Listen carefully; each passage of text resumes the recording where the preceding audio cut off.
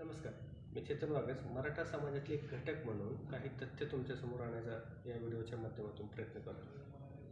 तर ही तथ्य तुमच्यासमोर आणायचा प्रयत्न करण्याचे कारण म्हणजे या तथ्यांशी ही जी मी आता मांडणार आहे तथ्य याच्याशी मी स्वतः निगडीत आहे किंवा सरकार दरबारी काही गोष्टी मराठा समाजाला मिळाव्या म्हणून बिहाइंड द कर्टन्स प्रयत्न झाले. त्या प्रयत्नाचा मी स्वतः एक भाग होतो. तर त्याच्यात मला जे अनुभव आले ते मी तुम्हाला सांगणार आहे. त्या फॅक्ट सांगणार आहे, बाकी काय हे नाही. तर हे सांगायच्या आधी मला सर्वांना सांगायचं आहे की मी समाजातील एक विस्थापित घटक म्हणून मनोज जरांगे पाटलांचा कट्टर समर्थक होतो आहे आणि इथून पुढेही राहणार आहे. आता या तथ्य सगळ्यात पहिल्यांदा मला सारथी संस्थेबद्दल एक तथ्य समोर आणायचं आहे. सारथी ही संस्था आपल्या सर्वांना माहीत आहे. देवेंद्र फडणवीस CM असताना मराठा किंवा कुणबी समाजातील वंचित घटकांना न्याय मिळावा म्हणून स्थापन झाली. तर या संस्थेतर्फे MPSC किंवा UPSC करणाऱ्या विद्यार्थ्यांना पर मंथ काही स्कॉलरशिप विना अडथळा प्रिपरेशन करता यावे म्हणून दिली जाते. मराठा समाजातील विद्यार्थ्यांना विना अडथळा प्रिपरेशन करता यावे म्हणून स्कॉलरशिप दिली जाते. याचाच एक भाग म्हणून त्यावेळेस दिल्लीमध्ये 600 मराठा विद्यार्थी हे UPSCचं प्रिपरेशन करत होते. त्यांना सारथीतर्फे देवेंद्र फडणवीस CM असताना 15,000 रुपये पर मंथ प्रमाणे स्कॉलरशिप देण्यात येत होती. 15,000 रुपये पर मंथ पर स्टुडंट अशी स्कॉलरशिप देण्यात येत होती. आता देवेंद्र फडणवीस CM होते तोपर्यंत ही स्कॉलरशिप विना अडथळा प्रत्येक महिन्याच्या 1 तारखेला या 600 मराठा किंवा कुणबी विद्यार्थ्यांच्या अकाउंटवर DBT थ्रू ट्रान्सफर होत होते. 2019ला देवेंद्र फडणवीसांचं सरकार गेलं.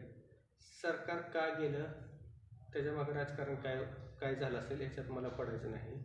देवेंद्र फडणवीसांचं सरकार गेलं, महाविकास आघाडीचं सरकार आलं उद्धव ठाकरेंच्या नेतृत्वाखाली.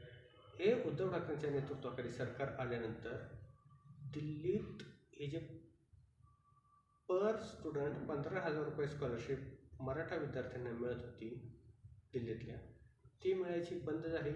ही स्कॉलरशिप 4 महिने मिळाली नाही. जवळजवळ ही स्कॉलरशिप 4 महिने नाही मिळाल्यामुळे ह्या विद्यार्थ्यांची आर्थिक स्थिती डळमळीत झाली. ही आर्थिक स्थिती डळमळीत झाल्यामुळे आपले हे जे छत्रपती संभाजीराजे आहेत त्यांनी सरकार दरबारी ही स्कॉलरशिप मराठा विद्यार्थ्यांना सारथीतर्फे मिळावी म्हणून सरकार दरबारी जोरदार प्रयत्न केले.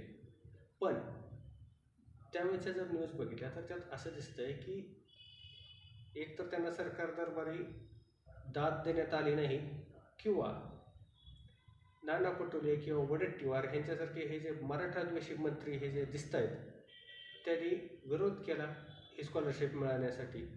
त्याच्यामुळे ही स्कॉलरशिप या विद्यार्थ्यांना मिळाली नाही आणि ही स्कॉलरशिप मिळाली नसल्यामुळे 600 होतकरू मराठा विद्यार्थ्यांना कॅलिबर असूनही दिल्लीमधून त्यांचं UPSCचं प्रिपरेशन सोडून महाराष्ट्रात परतावं लागलं. आता ही स्कॉलरशिप ठीक आहे, हे नाना पटोले किंवा वडेट्टीवार हे मराठीद्वेषी लोकांमुळे मिळाले नसेल, पण त्यावेळेसचे सरकारचे प्रमुख म्हणून उद्धव ठाकरेंनी इंटरव्हेन करायला पाहिजे होतं. ते केलेलं दिसत नाही कुठं. मराठा विद्यार्थ्यांना स्कॉलरशिप मिळाली म्हणून किंवा महाविकास आघाडीचे सर्व ज्यांना म्हणलं जातं शरद पवार साहेब, त्यांनी का बरं ह्या मराठा विद्यार्थ्यांना हक्काची स्कॉलरशिप मिळावी म्हणून इंटरव्हेन केलं नाही सरकारमध्ये, हा प्रश्न आहे माझा. आता हे राजकारण सोडून द्या. दुसरं तथ्य मला समोर आणायचं आहे. महाविकास आघाडी सरकार असताना मराठा समाजाचं आरक्षण केलं, सुप्रीम कोर्टाने रद्द केलं. ते आरक्षण केल्यानंतर 3,500 जवळजवळ 3,500 मराठा विद्यार्थी जे सरकारी नोकरीमध्ये सिलेक्ट झाले होते त्यांच्या नियुक्त्या मॅटनी रद्द केल्या. आता त्यांच्यावर काय प्रसंग आला असेल हे तुम्ही इमॅजिन करू शकता. सरकारी नोकरीत सिलेक्ट होऊनही त्यांच्या नियुक्त्या मॅटनी रद्द केल्या का तर आरक्षण गेलं म्हणून. आता हे आरक्षण गेल्यानं मॅटने नियुक्त्या रद्द केल्यानंतर ते विद्यार्थी प्रत्येक राजकारण्यांकडे जाऊन आले की आमच्या नियुक्त्या परत मिळण्यासाठी तुम्ही आम्हाला मदत करावी किंवा प्रयत्न करावे. तर कुणीही प्रयत्न केले नाही. ते विद्यार्थी माझ्याकडेही आले ते विद्यार्थी माझ्याकडे आल्यानंतर मी डॉक्टर विनय सहस्रबुद्धे जे माजी खासदार आहेत त्यांना हा मुद्दा सांगितला की जवळजवळ 3500 मराठा विद्यार्थी आहेत, यांच्या नियुक्त्या मॅटनी आरक्षण केल्यामुळे रद्द केलेल्या आहेत, तर तुम्ही त्याच्यात थोडं यांना मदत करावी. विनयजींनी सांगितलं की तू चिंता करू नको याच्यात काही, आणि हा सिरियस इश्यू आहे, मी लगेच हा विषय उपमुख्यमंत्री देवेंद्र फडणवीसांच्या कानावर घालतो म्हणून. तर त्यांनी जे वचन दिलं होतं किंवा जे प्रॉमिस म्हणता येईल, प्रॉमिसप्रमाणे हा विषय दिल्लीमध्ये देवेंद्र फडणवीसांच्या कानावर घातला. दिल्लीमधून लगेच देवेंद्र फडणवीसांच्या कानावर घातला.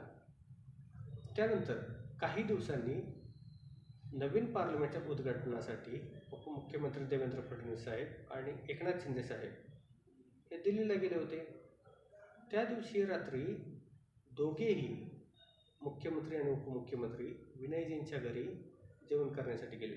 तिथून मला विनयजींनी फोन केला आणि त्या फोनवर देवेंद्रजींनी मला सांगितलं की चेतन, तू मराठा समाजातील हे जे विद्यार्थी आहेत, जवळजवळ 3500 त्यांच्या नियुक्त्या रद्द केलेल्या आहेत, त्यांना सांग की आम्ही काही करून तुम्हाला नियुक्त्या देऊ आणि सरकार म्हणून मी आणि मुख्यमंत्री एकनाथ शिंदे साहेब तुमच्या पाठीशी पूर्णपणे उभा आहे आणि आम्ही हायकोर्टात आणि सुप्रीम कोर्टात ह्या नियुक्त्या परत कशा रिइन्स्टेट करता येतील याच्यासाठी प्रयत्न करू.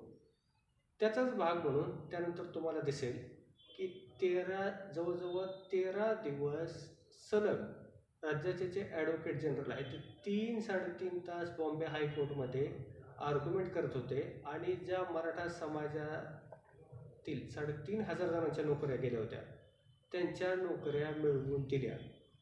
आता ही जी फॅक्ट आहे ते तुम्ही बॉम्बे हायकोर्टाच्या वेबसाईटवर जाऊन चेक करू शकता.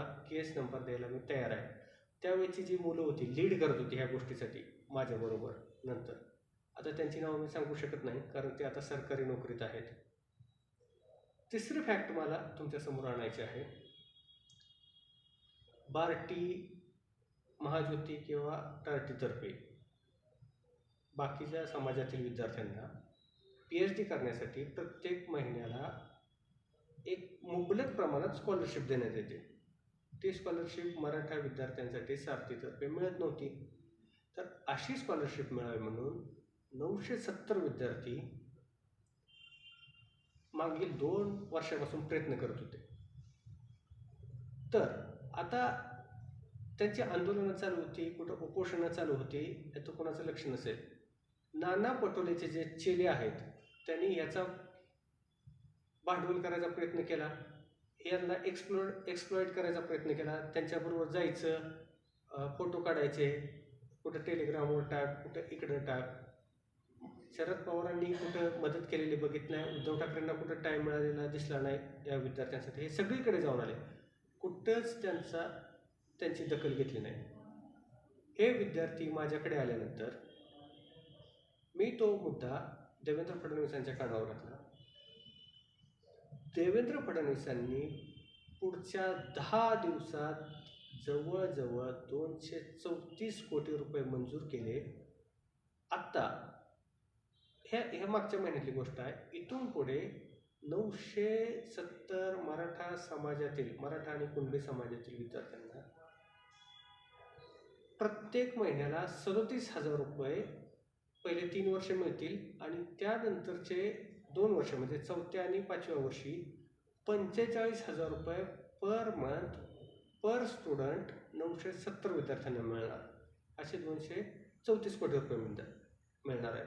हे देवेंद्रजींनी 10 दिवसाच्या आत करून दिलं त्यांच्या कानावर घातल्यानंतर. माझं आत्ता असं म्हणणं आहे की माझ्यासारखा एक छोटासा माणूस जर देवेंद्रजींच्या कानावर काही गोष्टी घालतो किंवा विनयजींच्या कानावर काही गोष्टी घालतो आणि समाजासाठी या ज्या मोठ्या मोठ्या गोष्टी आहेत ह्या सरकार दरबारी यांचं निराकरण करण्याचा प्रयत्न करतो, तर हा जो नाना पटोले आहे आले आत्ता, त्याला जो पुळका आला आहे कुणबी समाजाचा किंवा ह्याचा वडेट्टीवार, हे मराठीत विषय आहेत बरं का, किंवा उद्धव ठाकरे आहेत, हा रोहित पवार आहे, शरद पवार आहेत, हे मराठा समाजाबद्दल का बरं मुख्यमंत्र्याकडे किंवा उपमुख्यमंत्र्याकडे आमच्या विस्थापित मराठा समाजाचे आमचे प्रश्न घेऊन जात नाहीत किंवा सोडवायचा प्रयत्न करत नाहीत. यांना फक्त जरांगे पाटलांच्या आडून त्यांचं राजकारण करायचं आहे असं मला दिसतंय. त्याच्यामुळे ह्या फॅक्ट मला मांडाव्या वाटल्या या व्हिडिओच्या माध्यमातून.